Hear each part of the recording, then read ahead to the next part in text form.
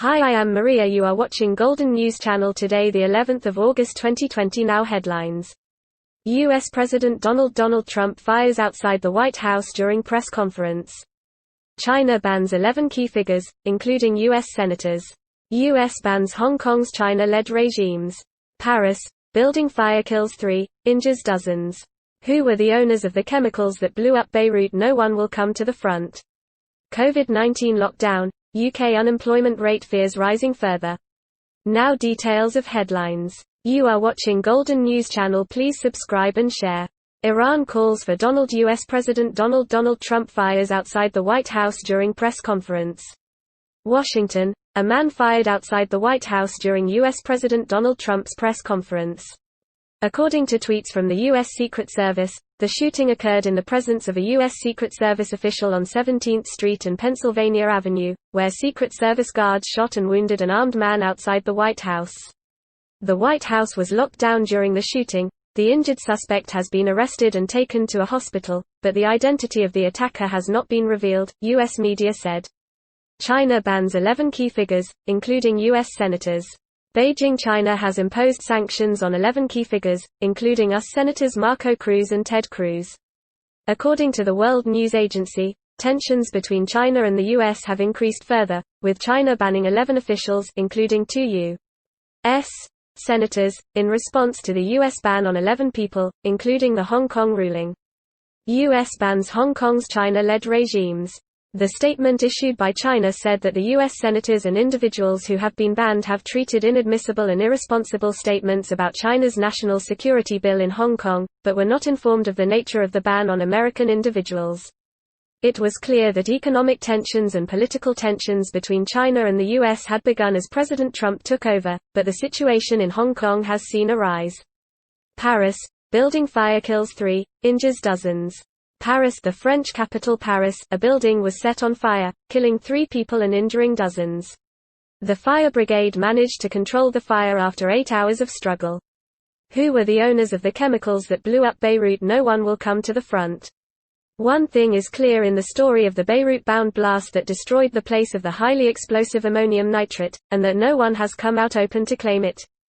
The Lebanese capital has several unanswered questions about last week's deadly blast, but the easiest way to solve it is to be proprietary.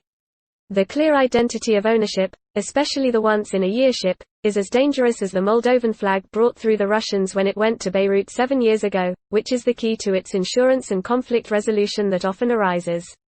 COVID-19 lockdown, UK unemployment rate fears rising further. London, Rochdale in Britain, 7.3 million workers lost their jobs due to the lockdown following the coronavirus scandal, while unemployment rates rose further after the government's job recreation scheme was scrapped. According to the Office for National Statistics, 220,000 jobs were lost between April and June alone, up from 81,000 last month. The unemployment rate was significantly increased in May 2009 due to the economic crisis. The younger and older workers are the most affected.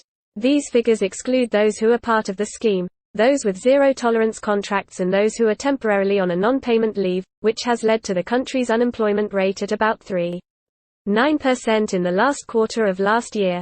According to Jonathan Etho of the National Institute of Statistics, people aged 24 or under, skilled workers and low-skilled workers are more affected and are currently finding it difficult to find new jobs.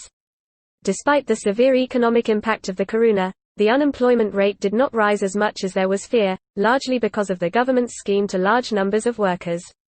But economists have warned that when the furlough scheme expires in October, it will be difficult to maintain the current unemployment rate. The sectors that have been affected most by the economy turmoil include the travel and retail sectors. Plans to reduce the number of restaurants and retailers across the country, and announced to redundant 140,000 workers in the month of June alone. According to statistics, the average working hours from April to June have also decreased. Universal credit, low-paying beneficiaries and unemployment allowances increased by 207 meters in July, 117% higher than in March. From April to June, the pay of workers has declined by 0.2%. For the first time since 2001, the rate of wage increase has also been negative. The number of workers under the zero-hour contract has increased by over 1 million. The number of beneficiaries of the government's furlough scheme has gone up to 10 meters. The number of self-employed has declined marginally from April to June, said Ruth Gregory, senior economist at Capital Economics, adding that the unemployment rate will be sure to rise in the coming days. And the unemployment rate could go up to 7% in the middle of the next year. Thanks for watching Golden News Channel. Please subscribe our channel and share this video. Have a nice day. Goodbye.